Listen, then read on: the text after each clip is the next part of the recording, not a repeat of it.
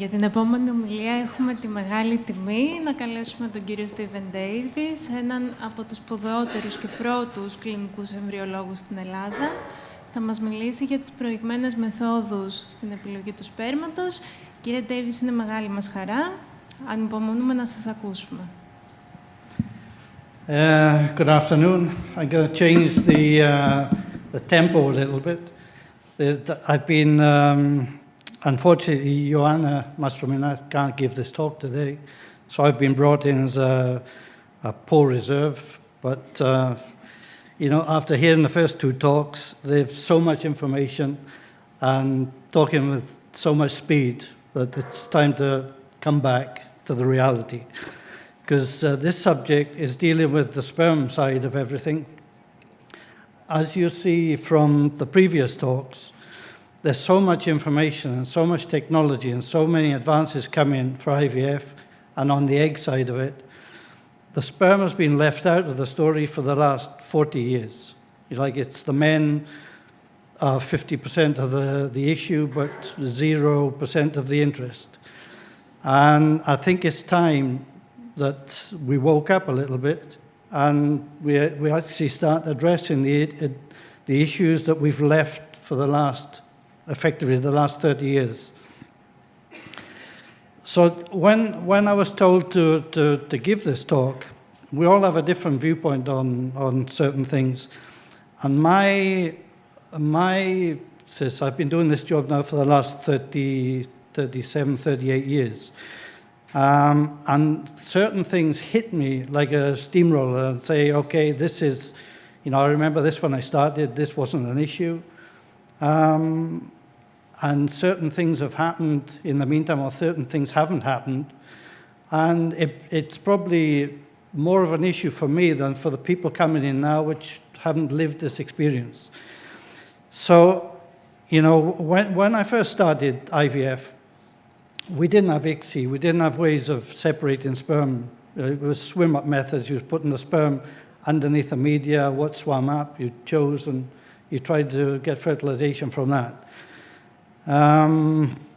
Over the years, there are certain techniques which have come in, but we really didn't have so much of a problem in the amount of sperm. Like 50 million, 70 million, 100 million was normal, normal motilities. It was great. When I look at sperm samples coming into the lab today, where you're looking for sperm, there's no motility, there's 100% abnormal, it's 5 million, it's party time. And overall, during that period, during the time when we started, the information was coming through from very few countries worldwide. We were getting information from the States, from the UK, from Australia, some places in Europe. But there weren't so many centers reporting the sperm counts and the sperm qualities. And we didn't know the situation and where that was coming. We suddenly heard there was a drop in counts on a worldwide basis. Africa was out of that story at that time. Africa came in now. And it's obvious it's a worldwide phenomenon. And probably some countries are later showing this decline, maybe Africa, because they weren't such fast food countries and eating the trash we were eating in the West. But it's important to look in the concept of what I have to say today, in the concept of, it's the subgroup of the IVF, it's the rubbish bin of the IVF I'm going to talk about today, the sperm side of it. But it's such a big issue, we need to wake up.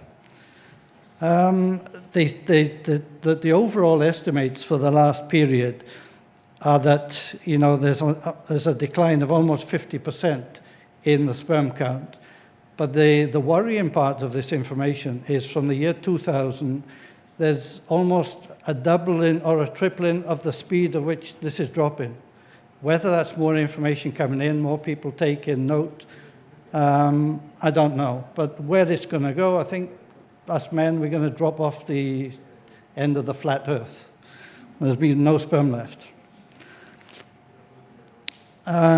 This graph is interesting because it shows overall there's a worldwide problem. We have an infertility drop around the world. I'm not going to go into the details here, but it's important to see this as a worldwide issue, that we're producing less children. The sperm is dropping off, a cliff. There's less people, trying to have children, and more of those are having problems having children. So it's the issue, and male factor is for me a large part of this problem, maybe a bigger part than the egg side of this. So why male infertility? It's a multifactorial story, and again, it's because IVF is handled by gynecologists.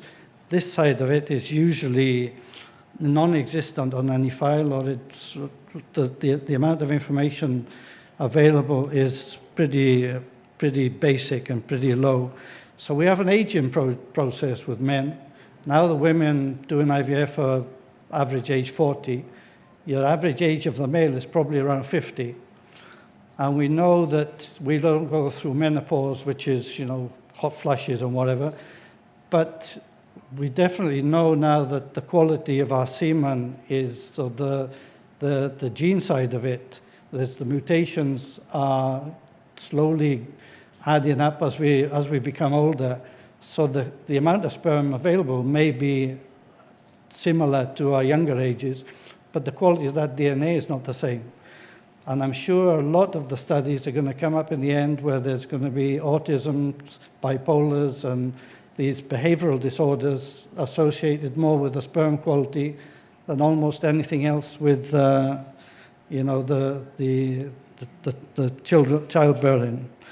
Our lifestyle is getting much, much worse. What we're eating, what we're doing, we're more sedentary.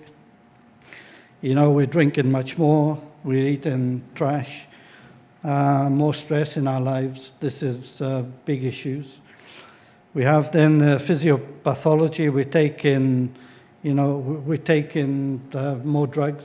A 50-year-old has probably got a pocket full of sweets, 10 different types of drugs he's taking for blood pressure, heart pressure, for diabetes, whatever. We're not taking these into account when we're looking at the sperm. Oh, he's got sperm. This is great. So all of these factors, we've left aside. It's the woman, it's the problem there, it's does she have a period, does she not? These on the men's side, we've ignored this, avoided it maybe. So we have a basic semen analysis, which we've done for the last 100 years, it seems. We look at the pH, we look at the color, we look at the concentration, the morphology, the motilities. But all of these things, at the end of the day, mean virtually nothing. You give the numbers, what do they mean? Virtually nothing, unless there's nothing there. If there's nothing there, okay. But, the reality is these tests are way outdated. It gives you a picture today, tomorrow it's going to be different. Your patient comes back and says, but last week, my count was 50 million. Why have I got 5 million today? Do you have an answer? No. There's no way this happens. But we don't know why. And after all these years, we still don't know really why.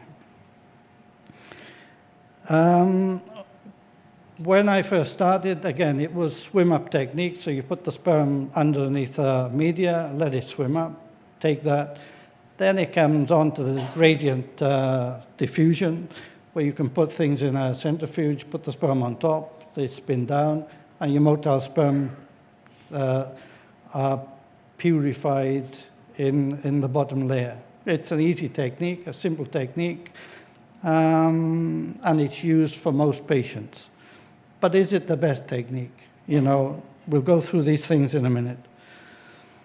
The limitation of this standard semen analysis is, we look at, like I said, the count, the motility and morphology. It's crude, but it doesn't take into account any DNA integrity or apoptotic status of the spermatozoaria. And these two are probably the most important factors. So if we take a step back now, we got to 1992, and ICSI happened. ICSI was a byproduct of somebody doing an incorrect SUSI procedure where the thing was injected into the egg, the sperm was injected into the egg and not into the subzonal space. And, all of a sudden, this became a panacea. Once it was proven over the next couple of years, it was safe, and it could be used for any type of sperm, from testicular biopsies and whatever. Suddenly it was the panacea. All the gynecologists said, we've got sperm. It's like male factor doesn't exist anymore. We've got rid of the man. We don't need urologists or anyone else. We've got the whole game to ourselves.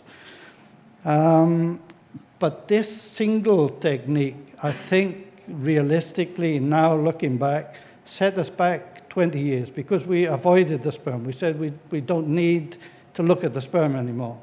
We have this injection, we'll stick it in and whatever we've got. And, we get away with it. But it's time now to look back at these stories and fill in the gaps. We've left it too long.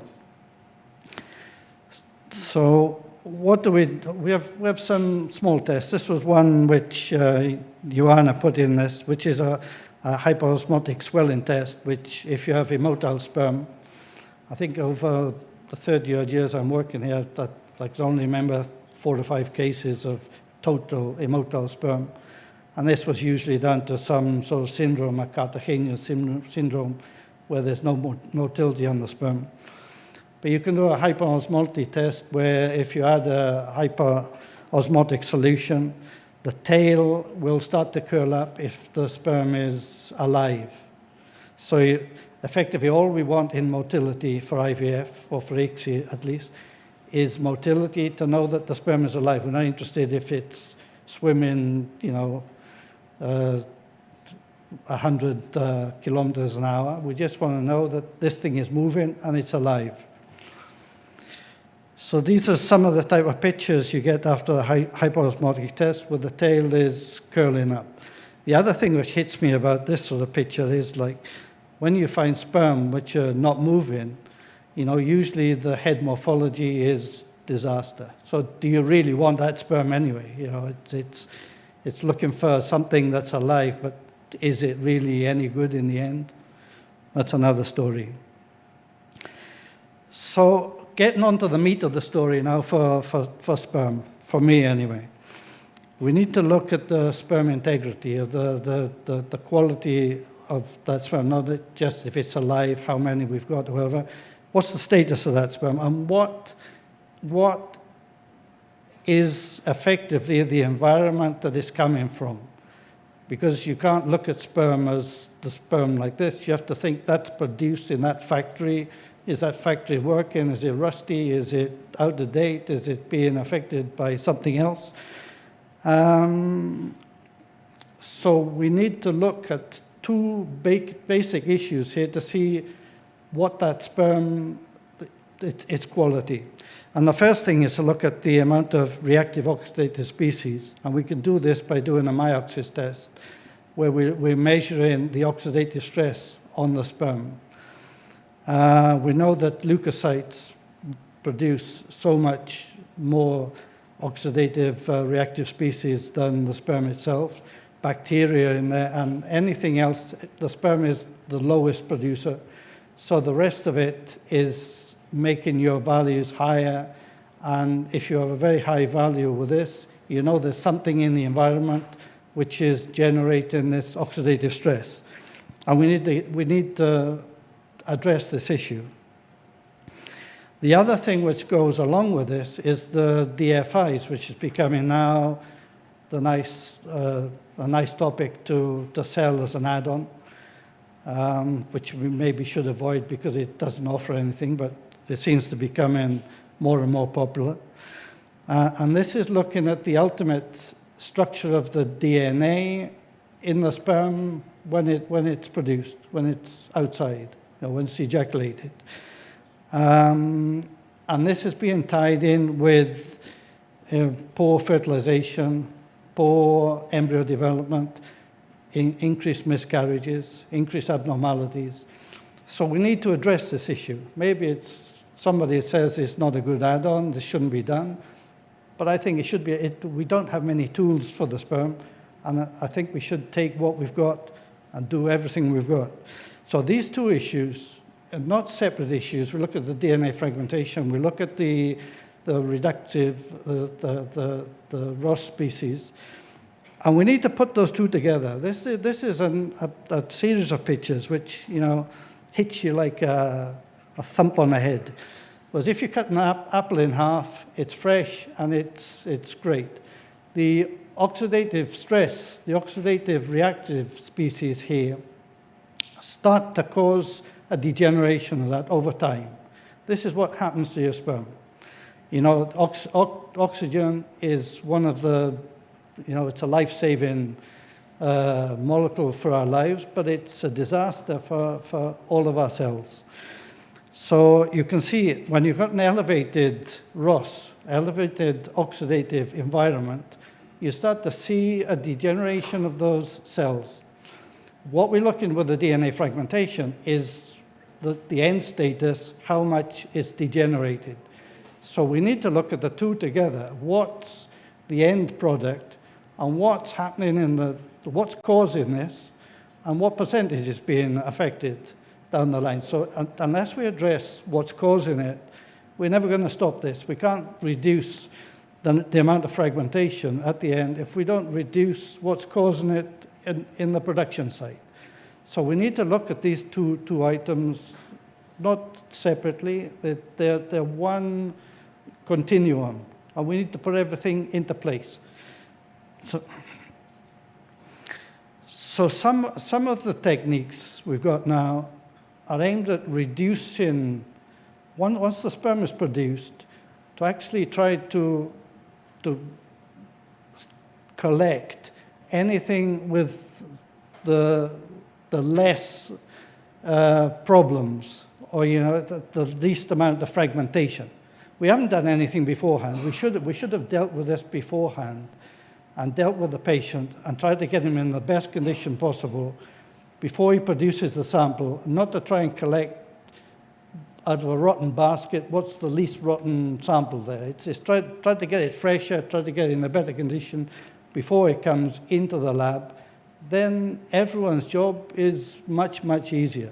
It's very difficult to choose something out of, you know, where everything's been compromised, or, you know, one sperm in 100 is in good condition, choose that one, please, you know, when you've got a couple of seconds to do your ICSI. But if 99 out of 100 are in good condition, then you've won the game. It's a different set of percentages.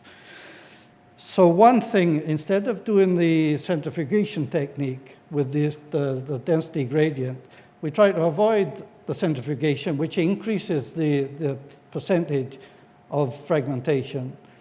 So there's little devices which are going back to the swim-up days, where you just put a sample underneath the media. In this case, there's a membrane in the middle, so it, you know, sorts out the best from the mediocre.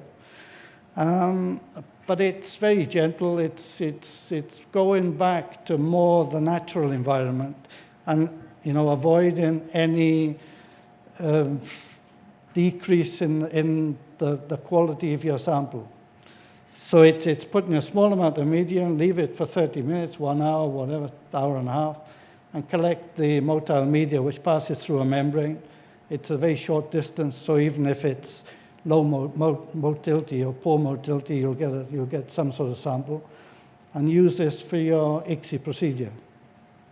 So that's one way of collecting out the slightly better sperm from your bad sample. There's, like I said, it recreates more like the natural environment. It's a passive selection method, and it gives you a better reduced apoptosis and a better quality of sample. So it benefits. Whether it should be used or not as an add-on, again, I'm not going near that. It's what we've got, okay? Another thing is the MAX technique, which this uses, it's based on, there's a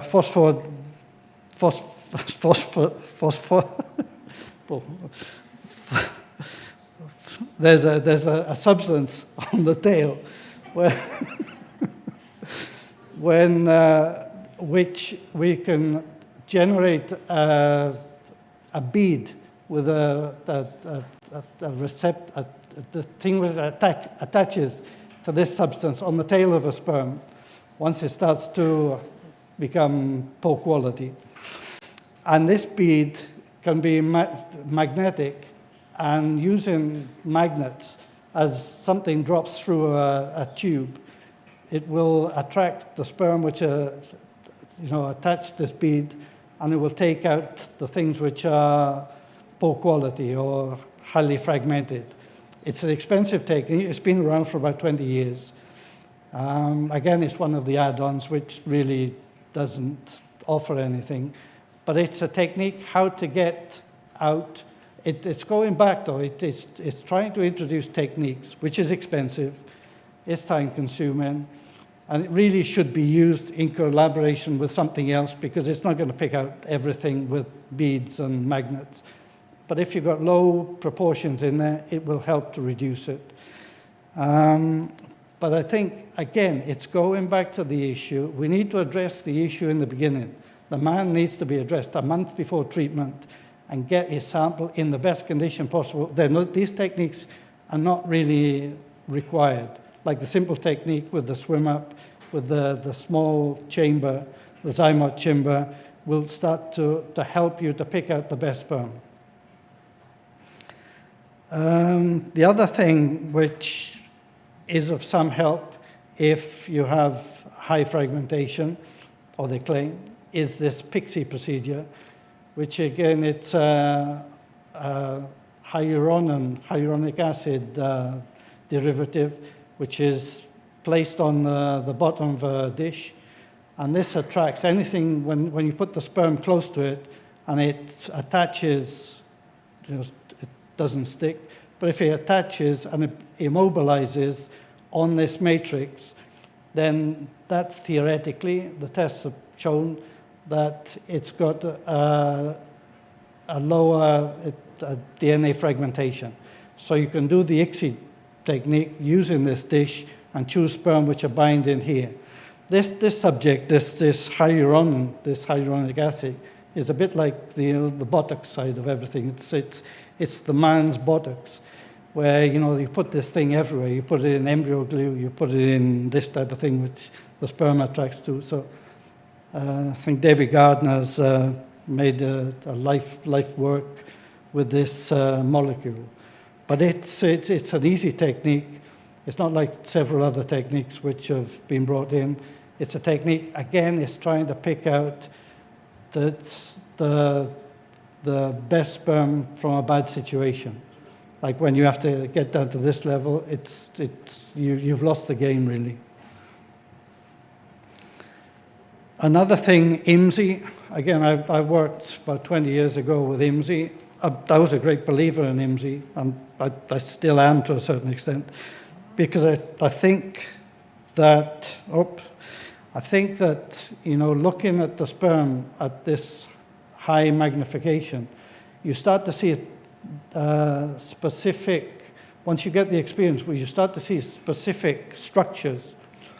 And it's a bit like everything else. Once you see, if you look at the sperm, you can see abnormal head, abnormal morphology.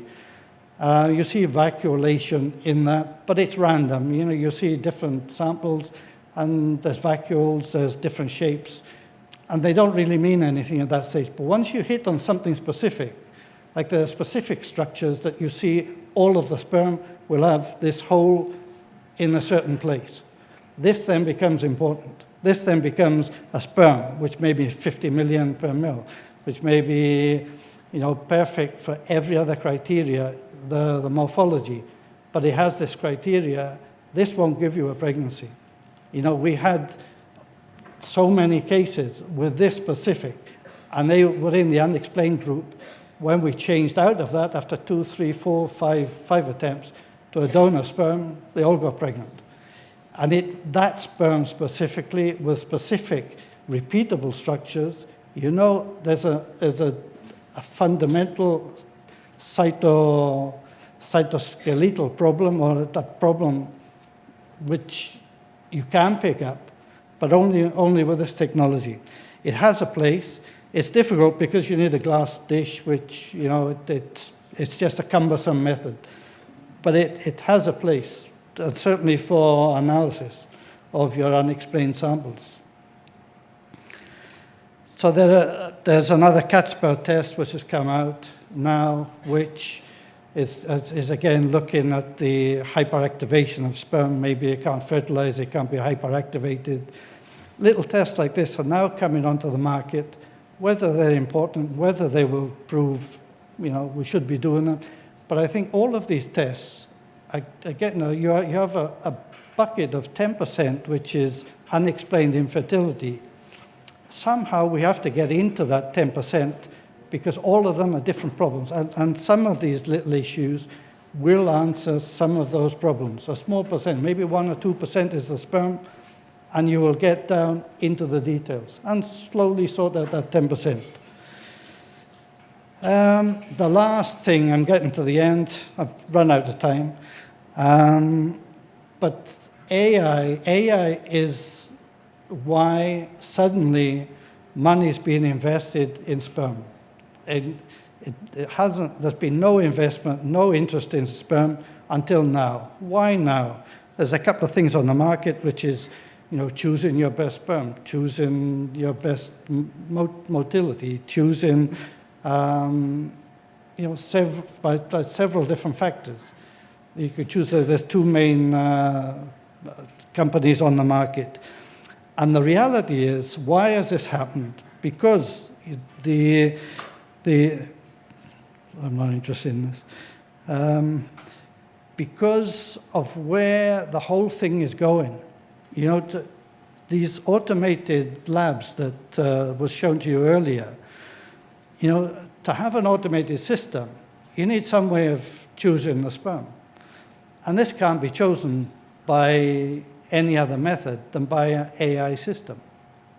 So suddenly, the last 5 years, we've suddenly seen companies springing up. And it's all for these reasons of coming down to automation, of someone else choosing that sperm, somebody else being able to pick out, you know, from certain criteria. And as you see, the bottom thing here, which this has no relation to what we see every day when we do ICSI technique. This is now more in common with somebody driving a Formula One racing car than you know, this is where you can do ICSI by remote from another country by different systems. You know, even if the AI can pick out the sperm, okay, that's another thing which is, you know, you don't have to bother even from a long distance. The AI can do it. And it's all about, this is why the money's come into these things, but it's important for all of us, anyone dealing with IVF, to address the sperm sample before, because we got people freezing their eggs, coming back at 30 years of age, coming back 45, their partner is 50 years of age, we're putting a sperm in, which is, he's taking drugs, he's smoking, and we're killing those eggs. We're killing, you know, what we saved up 15 years of our lifetime for, to put in a sperm which is compromised. Okay. Acknowledgements to the team, the A team, and thank you very much.